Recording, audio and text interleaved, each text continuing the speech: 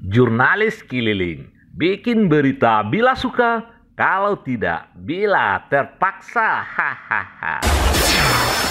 Parak Tabu Kotolalang, kampung yang tersuruh di Kota Padang, sangat patut dijadikan contoh untuk mensiarkan agama Islam. Sejak tahun 1995, Mushala Nurul Yakin Parak Tabu tiap tahun selalu menggelar berbagai kegiatan dan lomba tingkat kota dengan dukungan masyarakat, pengurus mushala, para guru, murid dan alumni MDTA Mushala Nurul Yakin saling bekerja sama mengangkat acara sekaligus sebagai uji kemampuan anak MDTA Mushala Nurul Yakin menguasai ilmu yang dipelajari selama ini. Hal ini disampaikan oleh panitia acara saat menyampaikan sambutan pada penutupan kegiatan perayaan Khatam Quran dan wisuda Iqra anak-anak MDTA Mushala Nurul Yakin Parak Tabu yang diwarnai dengan berbagai kegiatan, yaitu Festival Kasidah Rebana antar TPQ atau MDTA se-Kota Padang, antar remaja masjid se-Kota Padang, dan antar majelis taklim se-Kota Padang. Juga lomba MTQ antar peserta Khatam Quran dan lomba tartil Quran antar anak-anak peserta wisuda Iqra Mushala Nurul Yakin Parak Tabu, Kelurahan Kotolalang, Kecamatan Lubuk Kilangan, Kota Padang, Minggu 26 Juni 2022. Kepada Ibu Desi Kurnia SPD disilahkan. Ada Bapak Ibu wali murid yang selalu mensupport kami, baik dari hal materi maupun moral. Dari hal kecil seperti snacknya, bantuannya mulai dari Rp1.000, Rp2.000 sampai ratusan bahkan jutaan yang telah Bapak Ibu salurkan kepada kami. Dan selanjutnya masyarakat sekelurahan Kotolalang yang ikut berpartisipasi, ibu-ibu majelis taklim yang dalam 2 hari ini berdonatur memberikan kue atau snack dalam rangka memeriahkan acara kita ini. Dan remaja-remaji Mushala Nurul Yakin Parak Tabu, mari kita berikan tepuk tangan yang meriah untuk remaja yang luar biasa.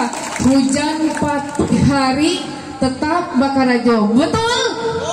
Oh, Masya Allah, luar biasa. Dan Ibu Majelis Taklim, terima kasih banyak dari rumah ke rumah, door to door.